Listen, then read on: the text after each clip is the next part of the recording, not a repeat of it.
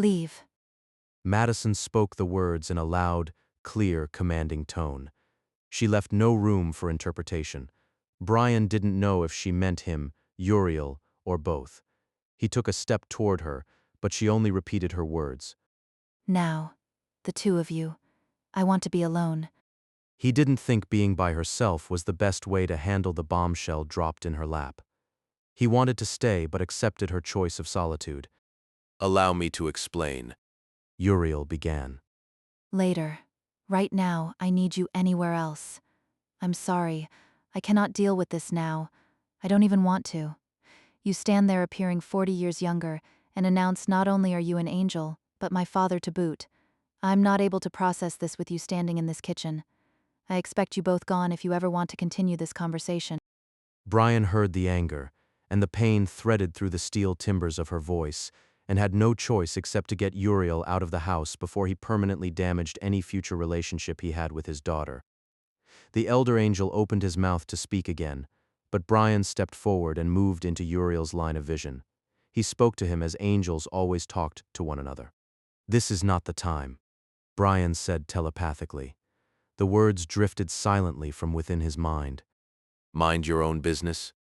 Uriel's response roared through his mind. "Give her the space she needs." Brian tried again. Do not presume to tell me how to deal with my own daughter. Uriel's eyes flashed. "Yes, since you are doing so well. Forget I said anything." Brian turned back toward Madison, once more laid his hand atop hers, which rested on the counter. He smiled because she didn't pull hers away. "Should you need me, for any reason, all you have to do is call for me." Though it bothered him to leave her, her expression spoke of her need for space. Thank you. She whispered. When her eyes rose toward his, a cold fury burst in his gut at the tears visible in hers. Her pain affected him like nothing had ever done before. He wanted to fix all her problems, to slay dragons for her, or to wrestle alligators with his bare hands for her. He had to do something. "I refuse to walk away like this. Allow me to call a friend to stay with you." My cousin, Kennedy. Her telephone number is in the phone. He hadn't expected her to give up the thought of being alone so easily. If God kept smoothing out the wrinkles of his life, Brian couldn't help but wonder what was going on. Madison slid her small silver cellular to him. He opened it and scrolled down until he found Kennedy's name. It struck him as odd Madison had only 5 telephone numbers in her cell. He called Kennedy from his own phone and hoped she would answer a number she didn't recognize. I'm sleeping. Someone had better be dead or damn close. A cranky voice barked. "Is this Kennedy, Madison's cousin?" Maddie? Is she all right? The irritability evaporated in an instant. "She had a trying day, and I don't think she should be alone, and I'm afraid she doesn't know me well enough to want to be in my company." I'll be over in 15 minutes. Tell her to put on coffee and not that decaf shit she drinks.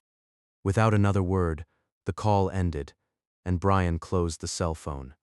He slid the small silver device back to her. "Kennedy will be here soon and has requested coffee, but not the decaf kind you drink." The corners of Madison's mouth lifted in a half-smile, and he took that as a reward that matched a treasure chest of gold. "I'm going to get your car towed to a garage. Do you have a preference?" Andrew will. Just like that, the smile disappeared, and he wanted to kick himself. What happened? Uriel asked. "Come with me. I'll explain," Brian said. "I will be outside until Kennedy arrives, Madison, to give you space, but I won't leave you alone," Don't worry, I am not going to have a nervous breakdown over this. she said with a flash of annoyance. He knows which garage we use. The venom in her tone toward Uriel surprised Brian. She refused to look at the ancient angel. The unanswered questions lingered in her eyes. She didn't seem to understand why he chose to act as an old man who helped her out around the house, but the heated, searing looks she cast at Uriel seemed to go far beyond that. To his credit, Uriel made no attempt to speak to her again. His shoulders slumped down and his head hung lower. With a sigh, he walked out of the kitchen, and Brian followed behind him. He didn't know how to help to the other man. Brian tried to think of how he would be if he told his child he was her parent, and she kicked him out. He'd want to hit something, hard. He figured there couldn't be too much difference between the two of them. Uriel, Brian said, and stopped him as they reached the front entrance of the estate after Madison's cousin had arrived. What? Uriel snapped. More alike than Brian thought. Let's go find someone in need of life lessons. In training, angels were taught to walk softly and listen to those around them. This often opened their minds to many unsavory characters intent on harming others. Forced teaching had been Brian's favorite part. To protect his ward had been his calling, but he'd been born a warrior and would always answer the call to prevent innocents from harm. Uriel cocked his head to one side and appeared to be trying to figure something out before he answered. Perhaps another plan if you'd be interested. It was his turn to gauge the other man and try to guess what he was up to. Oh?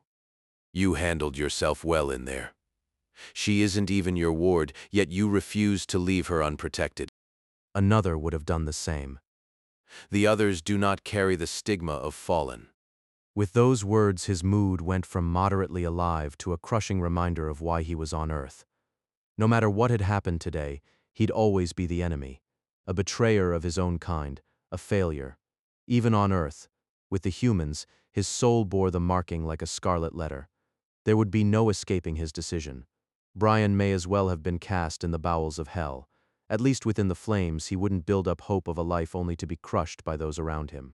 Indeed, he replied, no longer interested in the company of the other angel. Brian moved past him and walked out the front door.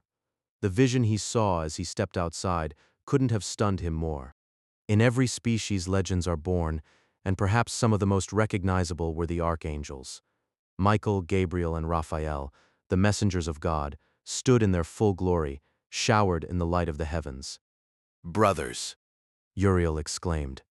In the history of mankind, each angel made rare visits to the humans. Having all three on Earth could only mean something of great importance was underway. Though everyone called him a betrayer, he still showed the respect due. He bowed deeply, with his gaze cast to the ground. Rise, Brian, for we've come for you. His head snapped up, and he stared at Gabriel, who spoke. The first thought which raced through his mind was God had saved him from Uriel's sword, only to deliver him in the hands of his heroes. It is time, Michael said, his voice devoid of any emotion Brian could discern from. He didn't have to explain further. Somehow he went from fallen angel cast to earth, to rogue angel hunted by the messengers of God. Apparently, God had no sense of humor.